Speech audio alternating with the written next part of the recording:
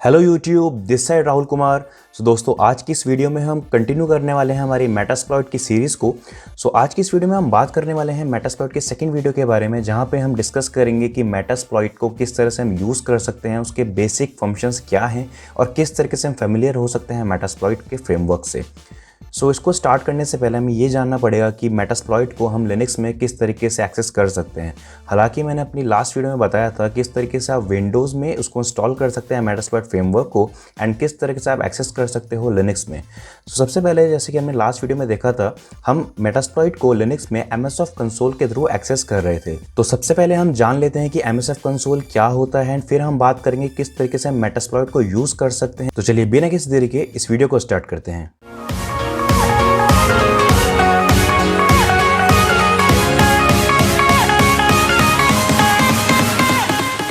तो फ्रेंड्स, सबसे पहले हम जानते हैं कि MSF कंसोल होता क्या है। फ्रेंड्स, अगर आप मेटास्प्लॉइट फ्रेमवर्क को यूज़ करना चाहते हैं तो उस फ्रेमवर्क को एक्सेस करने के लिए आपको एक इंटरफेस की ज़रूरत पड़ेगी जिसका नाम है MSF कंसोल।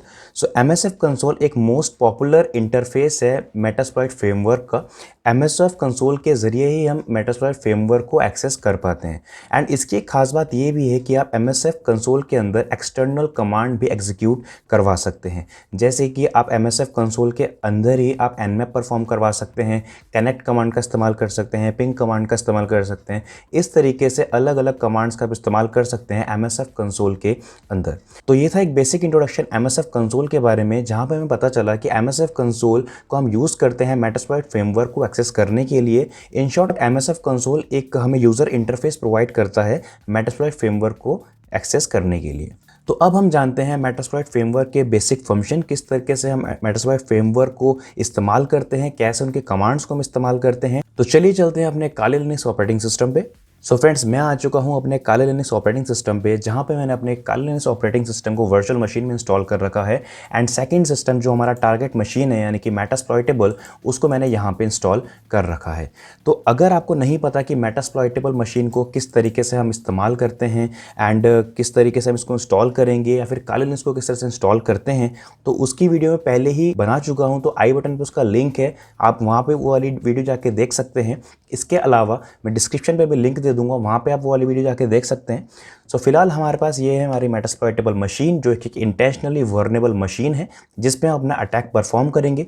क्योंकि हम पब्लिक नेटवर्क पे अटैक परफॉर्म नहीं कर सकते हैं, बिकॉज इट इज़ इलीगल, तो इसलिए हम अपने वर्चुअल मशीन में ही अटैक परफॉर्म करेंगे।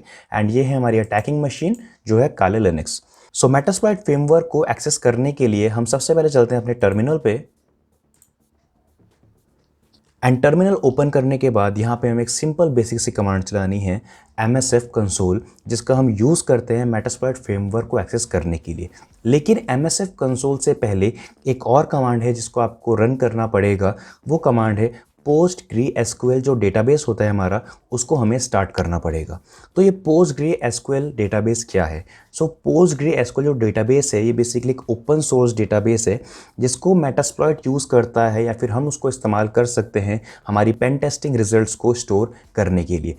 PostgreSQL क्या है? एक डेटाबेस है जिसको हम इस्तेमाल करते हैं हमारे पेन टेस्टिंग रिजल्ट्स को स्टोर करने के लिए। तो सबसे पहले हम इसको स्टार्ट कर लेते हैं, इसकी सर्विस को।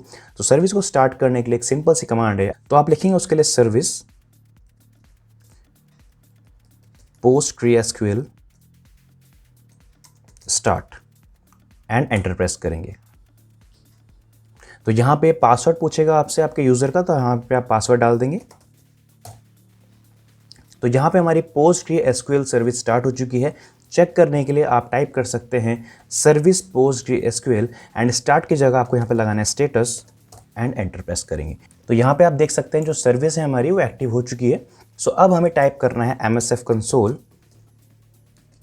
एंड एंटर प्रेस करना है। तो ये थोड़ा सा वक्त लेता है ओपन होने में, अपनी डेटाबेस को लोड करता है। तो यहाँ पे आप देख सकते हैं हमारा मेटास्प्लॉइट जो फ्रेमवर्क है वो ओपन हो चुका है। एंड यहाँ पे आपको एक चीज़ दिखाई दे रही होगी, 2071 exploits, 1123 auxiliaries, 352 post, 592 payloads, 45 encoders, 10 नॉप्स, 7 evasion. तो अगर आपको नहीं पता कि ये सब क्या है, तो मैंने अपनी फर्स्ट वीडियो में बताया है, जहाँ पे हर एक चीज़ को मैं डिटेल में एक्सप्लेन किया है कि ये क्या है एंड मेटास्प्लॉइट की पूरी हिस्ट्री, उसका पूरा इंट्रोडक्शन। तो अगर फर्स्ट वीडियो आपने नहीं देखी तो मैं रिक्वेस्ट करूँगा पहले आप वो वाली वीडियो देखिए, देन आप इस वीडियो पर कंटिन्यू करिए। तो यहाँ पे जहाँ पे 2071 एक्सप्लॉइट्स लिखे हैं, तो मैंने लास्ट वीडियो में बताया था जब मेटास्प्लॉइट इंट्रोड्यूस करा गया था तब इसमें 11 एक्सप्लॉइट्स थे एंड आज की डेट में आप देख सकते हैं 2071 एक्सप्लॉइट्स आ गए हैं। तो चलिए आगे बढ़ते हैं और सबसे पहले एक बेसिक कमांड के बारे में अगर हम बात करते हैं तो यहाँ पे जो एक ये चीज़ आपको दिखाई दे रही है इसको हम बैनर बोलते हैं। तो यहाँ पे अलग अलग टाइप के मेटास्प्लॉइट में बैनर हैं, तो अगर आपको बैनर चेंज करना है तो सिंपल आपने बैनर लिखना है एंड एंटर प्रेस करना है। सो यहाँ पे ये अलग बैनर यहाँ पे आ जाएगा। इसके अलावा कोई चेंज करना है वापस से तो बैनर लिखेंगे एंड एंटर प्रेस करेंगे तो यहाँ पे एक दूसरा बैनर आपके सामने आ जाएगा। तो अगर आपको ये जो बैनर्स अलग अलग बैनर्स दिखाई दे रहे हैं ये अगर आपको नहीं चाहिए तो उसके लिए भी एक कमांड है। तो हम दूसरा टर्मिनल में ओपन करता हूँ, तो सिंपली आपने लिखना है MSF console -q। तो -q लिखने से ये जो बैनर इंट्रोड्यूस आपके सामने हुआ था वो बैनर नहीं आएगा, डायरेक्टली मेटास्प्लॉइट जो फ्रेमवर्क है उसका एक शेल आपके सामने ओपन हो जाएगा। तो यहाँ पे आप देख सकते हैं आपके पास कोई भी बैनर ओपन नहीं हुआ है, इंस्टेड आपके पास सिर्फ एक शेल ओपन हो गया मेटास्प्लॉइट फ्रेमवर्क का। तो इस तरीके से आप इसको क्वाइट मोड में ओपन कर सकते हैं। अब आगे बात करते हैं। सबसे पहली अगर कमांड की हम बात करते हैं तो वो होती है हेल्प कमांड। हेल्प कमांड का इस्तेमाल हम करते हैं जितनी भी मेटास्प्लॉइट फ्रेमवर्क में कमांड्स हैं उनके बारे में अगर आपको पढ़ना है तो हम हेल्प कमांड का इस्तेमाल कर सकते हैं। सिंपल आपने हेल्प लिखना है एंड एंटर प्रेस करना है।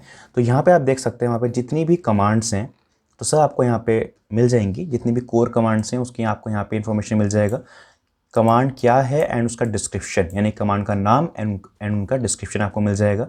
एडवांस्ड वो क्या करता है, इस तरीके से यहाँ पे हैंडलर के काम क्या होते हैं, ओके। रिसोर्स का काम क्या है, ओके। तो इस तरीके से आप जितनी भी कमांड्स हैं मेटास्प्लॉइट फ्रेमवर्क में हर एक कमांड के बारे में उसका डिस्क्रिप्शन आप पढ़ सकते हैं।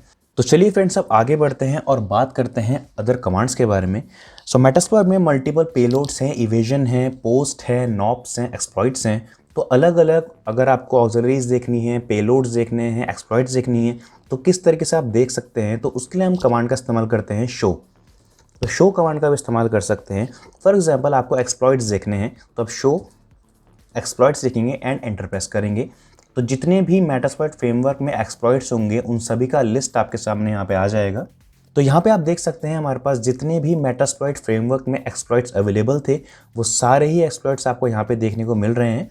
तो हम स्क्रॉल अप करते हैं तो यहाँ पे आप देख सकते हैं कितने सारे एक्सप्लॉइट्स हमको देखने को मिल रहे हैं एंड सबसे ज़्यादा यहाँ पे जो एक्सप्लॉइट्स हैं वो विंडोज़ के एक्सप्लॉइट्स हैं। तो अभी जैसे हमने एक्सप्लॉइट्स देखे तो उसी तरीके से हम पेलोड्स देख सकते हैं, पोस्ट देख सकते हैं, इविजन मॉड्यूल्स देख सकते हैं। फॉर एग्जांपल अगर हमें पेलोड्स मॉड्यूल्स देखने हैं तो किस तरह से देखेंगे, सेम प्रोसेस आपने लिखना है show and payloads and enter press करना है। तो जितने भी पेलोड्स अवेलेबल होंगे मेटास्प्लॉइट फ्रेमवर्क में वो सभी पेलोड्स आपको यहाँ पे देखने को मिल जाएंगे। ये देखिए, तो यहाँ पे आपको बस मल्टीपल पेलोड्स अवेलेबल हैं यहाँ पे मेटास्प्लॉइट फ्रेमवर्क में। एंड ये जितने भी पेलोड्स आपको दिखाई दे रहे हैं, एक्सप्लॉइट्स आपको दिखाई दे रहे हैं, तो अगर आपको नहीं पता कि इनका यूज़ कैसे करना है तो वीडियो में बने रहिएगा एंड इस सीरीज़ को कंटिन्यू करिएगा एंड प्लीज़ चैनल को ज़रूर सब्सक्राइब करिएगा क्योंकि इसी तरीके से हम वीडियोज़ लाते रहेंगे मेटास्प्लॉइट की सीरीज़ की। तो इस तरीके से आप एक्सप्लॉइट्स को, पेलोड्स को एंड अदर मॉड्यूल्स को सर्च कर सकते हैं। तो चलिए अब आगे बढ़ते हैं और बात करते हैं अगर हमें किसी स्पेसिफिक एक्सप्लॉइट का इस्तेमाल करना हो या फिर किसी स्पेसिफिक पेलोड का इस्तेमाल करना हो तो वो हम कैसे कर सकते हैं। अभी हमारे पास जो टारगेट मशीन है वो हमारी मेटास्प्लॉइटेबल है, as you can see here. हमारे पास जो हमारा अटैकिंग मशीन है वो है हमारी काला लिनक्स। तो मैं अभी आपको जिन ऑप्शंस का मैंने अभी आपको एक एग्जांपल दिखाया है उन सभी ऑप्शन का मैं अभी आपको इस्तेमाल करके दिखाऊंगा। तो किसी भी मॉड्यूल को अगर आपने लोड करना हो तो वो आप कैसे कर सकते हैं। जैसे अभी हमने देखा हमारे पास मल्टीपल एक्सप्लॉइट्स ओपन हो चुके हैं, तो अगर उनमें से किसी एक एक्सप्लॉइट का मैं यूज़ करना हो या फिर उनको लोड करना हो मेटास्प्लॉइट फ्रेमवर्क में तो किस तरीके से हम कर सकते हैं। लोड करने के लिए सिंपली हम कमांड का इस्तेमाल करते हैं यूज़। आपने यूज़ लिखा, स्पेस देंगे एंड जो भी आपका मॉड्यूल है उसका आप यहाँ पे नाम पेस्ट कर देंगे। क्योंकि हमारे पास मल्टीपल मॉड्यूल्स है तो सिंपल आपने वहाँ से कॉपी किया एक मॉड्यूल का नाम और यहाँ पे पेस्ट कर दिया।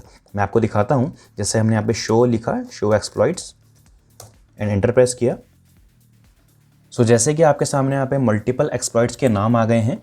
तो यहाँ पे आपको दिखाई दे रहा होगा ये उन सभी एक्सप्लॉइट्स के नाम है जो हमारे पास सामने अभी अवेलेबल हैं। तो फॉर एग्जांपल अगर हमको ये वाला एक्सप्लॉइट यूज़ करना हो तो सिंपली हमने इसको कॉपी किया एंड यहाँ पे हमें लिखना है यूज़ एंड यहाँ पे आप उसको डायरेक्टली पेस्ट कर सकते हैं एंड एंटर प्रेस करेंगे। एंड यहाँ पे आप देख सकते हैं हमारे पास जो एक्सप्लॉइट है वो सिलेक्ट हो चुका है जो अभी हमने कॉपी किया था। तो इस तरीके से आप एक्सप्लॉइट्स को लोड कर सकते हो अपने मेटास्प्लॉइट फ्रेमवर्क में। तो मैं स्क्रीन को क्लियर कर देता हूँ। तो यहाँ पे आप देख सकते हैं हमारे पास मेटास्प्लॉइट फ्रेमवर्क में ये पर्टिकुलर एक्सप्लॉइट लोड हो चुका है। सो अब इस एक्सप्लॉइट में यहाँ पे मल्टीपल हमारे पास ऑप्शंस अवेलेबल होते हैं। तो मल्टीपल चीज़ें हम जान सकते हैं एक्सप्लॉइट्स के बारे में। फॉर एग्जांपल सबसे पहले हमें ये देखना हो कि इस एक्सप्लॉइट में ऐसे कौन कौन से पेलोड है जिनका हम इस्तेमाल कर सकते हैं। तो सिंपली आपने लिखना है यहाँ पे show payload and enter press करना है। तो यहाँ पे जितने भी इस एक्सप्लॉइट के पेलोड होंगे वो सब आपको यहाँ पे शो हो जाएंगे as you can see here, right. तो इस एक्सप्लॉइट के साथ आप इतने सारे पेलोड्स का इस्तेमाल कर सकते हो, ठीक है। आगे बढ़ते हैं। इसके अलावा अगर आपको अदर ऑप्शंस देखने हो इस एक्सप्लॉइट के बारे में तो सिंपली आपने शो लिखना है एंड ऑप्शंस लिखना है, एंटर प्रेस करना है। सो यहाँ पे आप देख सकते हो हमारे पास कुछ ऑप्शंस आए हैं, आर होस्ट, आर पोर्ट, ठीक है। तो ये आर होस्ट, आर पोर्ट क्या होता है? सो बेसिकली आर होस्ट होता है रिमोट होस्ट। रिमोट होस्ट होता है यहाँ पे आपका जो भी टारगेट मशीन है उसका आईपी एड्रेस आता है एंड आर पोर्ट होता है रिमोट पोर्ट, ओके। इसी तरीके से यहाँ पे आपको एल होस्ट और एल पोर्ट होता है। एल होस्ट मतलब होता है लोकल होस्ट यानी कि आपकी अटैकिंग मशीन का आईपी एड्रेस, और एल पोर्ट, ओके, एंड ये है एग्जिट फंक्शन। तो इन फंक्शंस को किस तरह से इस्तेमाल करते हैं मैं भी आपको थोड़ी देर में इस्तेमाल करके दिखाऊंगा। एंड यहाँ पे आपको एक्सप्लॉइट टारगेट भी बता रहा है कि ये वाला जो एक्सप्लॉइट है ये कौन से टारगेट मशीन पे काम करेगा। तो यहाँ पे दिखा रहा है विंडोज़ एक्सपी सर्विस पैक 2 वाले ऑपरेटिंग सिस्टम पे ये एक्सप्लॉइट काम कर सकता है। सो अगर आपको यहाँ पे आर होस्ट सेट करना हो तो कैसे करेंगे? तो उसके लिए हम इस्तेमाल में लाते हैं सेट कमांड का। आपने सेट लिखना है एंड यहाँ पे लिखना है आर होस्ट एंड जो भी आपका टारगेट मशीन है उसका आप आईपी दे देंगे। तो अभी हमारे पास यहाँ पे विंडोज़ वाला मशीन तो नहीं है, हमारे पास यहाँ पे है मेटास्प्लॉइटेबल जो कि एक लिनक्स ऑपरेटिंग सिस्टम है। तो मैं आपको समझाने के लिए मैं यहाँ पे आर होस्ट में हमारा जो मेटास्प्लॉइट वाला मशीन है उसका आईपी दे देता हूँ, एंटर प्रेस करता हूँ। तो यहाँ पे आप देख सकते हैं हमारे आर होस्ट में ये वाला आईपी सेट हो चुका है। चेक करने के लिए फिर से आप लिखेंगे शो ऑप्शंस, एंटर प्रेस करेंगे और यहाँ पे आप देख सकते हैं हमारा आर होस्ट में हमारी मेटास्प्लॉइट मशीन का जो आईपी है वो सेट हो चुका है। सो ये पर्टिकुलर एक्सप्लॉइट के बारे में आपको अगर और जानना है तो आप इस्तेमाल में ले सकते हैं इन्फो कमांड का। आपने इन्फो लिखना है, एंटर प्रेस करना है। सो ये जो पूरा एक्सप्लॉइट है इसके बारे में पूरा डिस्क्रिप्शन जानने के लिए आपको यहाँ पे एक छोटा सा डॉक्यूमेंटेशन आपके सामने ओपन हो जाएगा। जो एक्सप्लॉइट का नाम क्या है, राइट, कौन से प्लेटफॉर्म पे वर्क करेगा एंड लाइसेंस, ठीक है, कब डिस्क्लोज हुआ था, 2008 में डिस्क्लोज हुआ था ये। अवेलेबल टारगेट्स यानी कौन कौन से टारगेट पे आप इसको एग्जीक्यूट करवा सकते हो विंडोज़ एक्सपी पे और विंडोज़ सर्वर 2000 पे, ठीक है। एंड यहाँ पे आपको उसकी पेलोड इन्फॉर्मेशन मिल जाएगी, उसके बारे में पता चल जाएगा क्या है। एंड यहाँ पे उसके रेफरेंस मिल रहा है यानी कि उसके CVE डिटेल्स यानी कॉमन वर्नेबिलिटी एक्सपोजर डिटेल्स मिल रहा है। यानी कि अगर आप उसको इस पर्टिकुलर CVE को सर्च करते हैं तो इसके एक्सप्लॉइट्स आपको वहाँ पे देखने को मिल सकते हैं, फिर अदर इन्फॉर्मेशन आपको देखने को मिल सकती है। तो ये सब जो चीज़ें मैं अभी आपको बता रहा हूँ, तो आने वाली वीडियो में मैं आपको और ज़्यादा डिटेल में इन चीज़ों के बारे में बताऊँगा। तो अभी सिर्फ क्योंकि इंट्रोडक्शन है इसलिए मैं आपको बेसिक चीज़ें बता रहा हूँ एंड आई होप कि आपको समझ में आ रही हैं। तो यहाँ पे आप इन्फो कमांड की मदद से भी डिटेल में डिस्क्रिप्शन देख सकते हैं पर्टिकुलर एक्सप्लॉइट का। सो इसके अलावा अगर हम बात करते हैं यहाँ पे एक ऑप्शन होता है शो टारगेट का। तो जैसे कि यहाँ पे दिखाई दे रहा है अवेलेबल टारगेट्स। तो अगर आपको नहीं पता कि जो एक्सप्लॉइट का आप इस्तेमाल कर रहे हो वो कौन से टारगेट के लिए है, फॉर एग्जांपल अगर हम इस एक्सप्लॉइट का विंडोज़ 10 पे यूज़ करेंगे तो यहाँ पे वो यूज़ ही नहीं हो सकता। क्यों? क्योंकि यहाँ पे उसने हमें बता दिया अवेलेबल टारगेट कौन से हैं, सिर्फ इन्हीं 2 ऑपरेटिंग सिस्टम पे ये एक्सप्लॉइट काम करेगा। तो अगर इस तरीके से यहाँ पे 2000 से ज़्यादा एक्सप्लॉइट्स हैं और आपको नहीं पता होगा कि कौन सा एक्सप्लॉइट कौन से टारगेट पर काम करेगा, तो यहाँ पर एक और कमांड का इस्तेमाल कर सकते हैं। कमांड का नाम है show target, show targets and enter press करेंगे। तो यहाँ पे टारगेट्स का नाम बताएगा कि ये वाला जो एक्सप्लॉइट है वो कौन कौन सा ऑपरेटिंग सिस्टम पे वर्क करेगा। इसके अलावा एक और कमांड है शो एडवांस्ड, एंटर प्रेस करेंगे। तो यहाँ पे एडवांस ऑप्शन पे जैसे आप क्लिक करोगे तो यहाँ पे उसके बारे में और ज़्यादा डिटेल में आपको इन्फॉर्मेशन मिल जाएगा। तो अब मैं स्क्रीन को क्लियर कर देता हूँ एंड नेक्स्ट बात करते हैं, अगर आपने ये पर्टिकुलर एक्सप्लॉइट आपने चूज कर रखा है, अगर आपको इस एक्सप्लॉइट से बैक जाना है तो वो हम कैसे कर सकते हैं। हमें यहाँ पे टाइप करना है बैक एंड एंटर प्रेस करना है। तो यहाँ पे आप देख सकते हैं हम जो एक्सप्लॉइट में थे वहाँ से हम बैक आ चुके हैं मेटास्प्लॉइट फ्रेमवर्क में। सो ये थी कुछ बेसिक कमांड्स मेटास्प्लॉइट फ्रेमवर्क के बारे में। अब मैं आपको लाइव हमारा जो मेटास्प्लॉइटेबल मशीन है उसका मैं आपको कमांड लाइन एक्सेस करके दिखाऊंगा मेरी काले लिनक्स मशीन से थ्रू मेटास्प्लॉइट फ्रेमवर्क। और यही चीज़ें मैं आने वाली वीडियोस में आपको भी सिखाने वाला हूं, किस तरीके से हम अपनी टारगेट मशीन को एक्सप्लॉइट कर सकते हैं, किस तरीके से हम वहां पे पेलोड को सेट कर सकते हैं, पेलोड को एग्जीक्यूट कर सकते हैं। तो ये सभी चीज़ें हम आने वाली वीडियोस में मैं आपको बताने वाला हूँ। फिलहाल के लिए मैं आपको बताता हूँ किस तरीके से मेरी जो मेटास्प्लॉइटेबल मशीन है इसको मैं एक्सेस करूँगा मेरी काले लिनक्स मशीन से। तो सबसे पहले जैसे कि मैंने आपको बताया था, हमें सेलेक्ट करना पड़ता है कोई एक्सप्लॉइट। तो यहाँ पे मैं एक्सप्लॉइट सेट कर लेता हूँ और यहाँ पे जैसे कि यहाँ पे मल्टीपल एक्सप्लॉइट्स हैं, तो मुझे अगर कोई पर्टिकुलर एक्सप्लॉइट को सर्च करना हो तो वो मैं कैसे कर सकता हूँ। तो उसके लिए मैं कमांड का इस्तेमाल करूँगा, सर्च कमांड का। तो जैसे कि मुझे पता है कि मेरा जो टारगेट मशीन है वो मेटास्प्लॉइटेबल है और मेटास्प्लॉइटेबल एक वर्नेबल मशीन है, राइट। सो जैसे कि अगर मुझे देखना हो कि मेटास्प्लॉइटेबल जो मशीन है वहाँ पे कौन कौन से पोर्ट ओपन है और वहाँ पे कौन कौन सी सर्विसेज चल रही हैं, सो मैं nmap कमांड का इस्तेमाल ले सकता हूँ। एंड जो मेरा टारगेट मशीन है मैंने उसका IP यहाँ पे दिया एंड -S कैपिटल V, जिससे मुझे पता चलेगा वहाँ पे कौन कौन सर्विसेज चल रही हैं, उनका कौन सा वर्जन वहाँ पे चल रहा है। तो जैसे कि अब यहाँ पे देख सकते हैं हमारे पास मल्टीपल पोर्ट आ चुके हैं जो कि वहाँ पे ओपन है एंड उनके सर्विस एंड उस सर्विस का वर्जन। ओके, तो मैं यहाँ पे एक सर्विस का इस्तेमाल करने वाला हूँ जो कि आपको यहाँ पे दिखाई दे रहा होगा, NetBIOS SSN। ओके, तो मैं इस पर्टिकुलर जो मेरे पास वर्जन है इसका मैं इस्तेमाल करने वाला हूँ और इस पर्टिकुलर जो मेरे पास पोर्ट है जो कि ओपन हो रखा है, इस पोर्ट का मैं इस्तेमाल करूँगा जो मेरी टारगेट मशीन है उस पर एक्सेस लेने के लिए। तो मैं जो 139 पोर्ट है NetBIOS का, इसका मैं इस्तेमाल करके जो मेरी टारगेट मशीन है उस पर मैं एक्सेस लूँगा।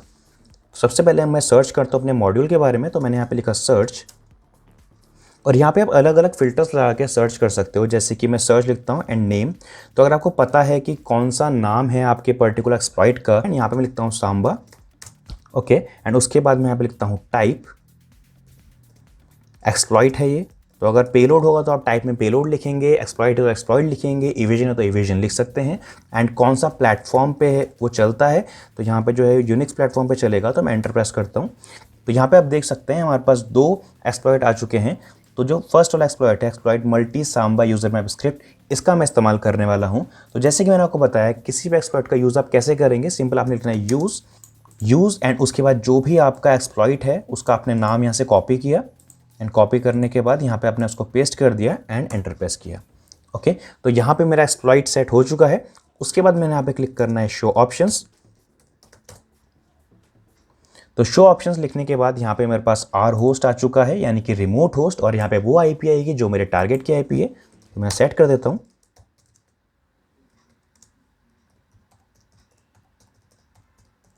एंटर प्रेस करा। तो मैंने अगेन शो ऑप्शंस लिखा और यहाँ पे आप देख सकते हैं जो मेरा लोकल होस्ट है वो मेरा काले लिनक्स है और जो मेरा रिमोट होस्ट है वो दिखा रहा है मेरा मेटास्प्लॉइट मशीन को। और अब अगर मुझे इसको एक्सप्लॉइट करना हो तो सिंपल कमांड में यहाँ पे रन करूँगा, जो मैं लिखूँगा यहाँ पे एक्सप्लॉइट।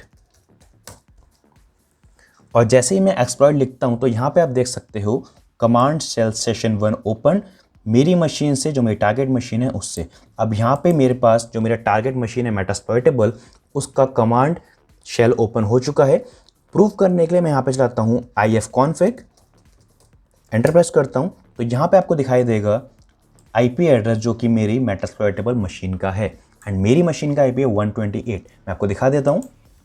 मैंने यहाँ पे एक और टर्मिनल ओपन किया, मैं सिंपल यहाँ पे लिखता हूँ ifconfig, एंटर प्रेस करता हूँ एंड यहाँ पे आपको दिखाई देगा 128 मेरा काले लिनक्स का IP है। एंड अगर मैं मेटास्प्लॉइटेबल मशीन पे जाता हूँ एंड यहाँ पे मैं लिखता हूँ ifconfig, एंटर प्रेस करता हूँ एंड यहाँ पे आपको दिखाई देगा 133 जो कि मेरी मेटास्प्लॉइटेबल मशीन का IP है।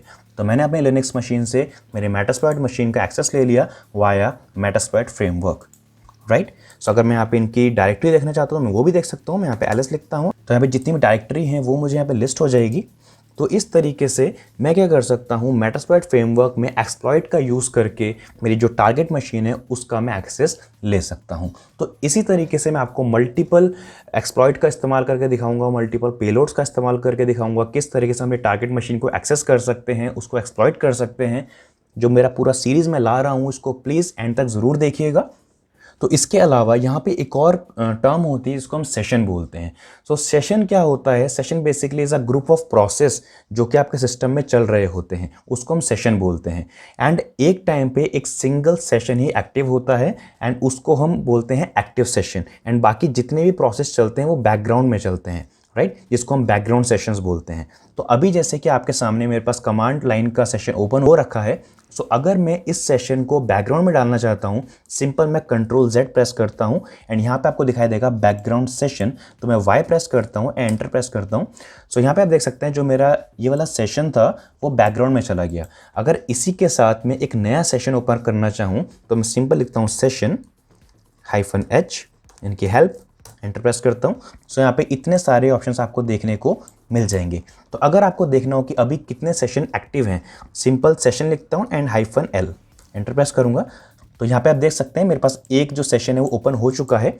तो इसी के साथ अगर मैं ये वाले सेशन के साथ ही कोई दूसरा सेशन और ओपन करना चाहूँ तो सिंपल मैं लिखता हूँ session-u एंड सेशन का ID मैं 1 दे देता हूँ, ओके, एंड एंटर प्रेस करता हूँ। तो यहाँ पे आप देख सकते हैं मेरे पास एक मेटापेटर का सेशन ओपन हो चुका है। क्योंकि मैंने 1 क्यों लगाया, वो सेशन का आईडी है, राइट। एंड यहाँ पे आप देख सकते हो यू जो मेरे पास मैंने पैरामीटर लगाया वो है मेटापेटर सेशन को ओपन करने के लिए। तो ये था कॉन्सेप्ट सेशन का। तो आज की वीडियो में हमने जाना कि किस तरीके से हम वर्क कर सकते हैं मेटास्प्लॉइट फ्रेमवर्क के साथ, उसके बेसिक कमांड्स, बेसिक फंक्शन, किस तरीके से हम एक्सप्लॉइट को यूज़ कर सकते हैं, पेलोड्स का इस्तेमाल कर सकते हैं। एंड आने वाली वीडियोस में मैं आपको बताऊंगा किस तरीके से आप अपनी टारगेट मशीन को एक्सप्लॉइट कर सकते हो, वहाँ पे पेलोड सेट कर सकते हो एंड इसी तरीके से बहुत सारी चीज़ें। तो अगर वीडियो पसंद आई तो प्लीज़ लाइक ज़रूर कीजिए, शेयर कीजिए और चैनल सब्सक्राइब कीजिए। एंड हमारे यूट्यूब एनालिटिक्स हमें बता रहे हैं कि हमारे जो व्यूअर्स हैं वो वीडियोस देख लेते हैं एंड चैनल सब्सक्राइब नहीं करते हैं। तो प्लीज़ आपसे रिक्वेस्ट है कि चैनल को ज़रूर सब्सक्राइब कीजिए, इससे हमें मोटिवेशन मिलता है आपके लिए और अच्छे अच्छे कंटेंट लाने का। सो प्लीज़ चैनल को सब्सक्राइब कीजिए, वीडियो को शेयर कीजिए एंड मिलते हैं नेक्स्ट वीडियो में। Till then good bye.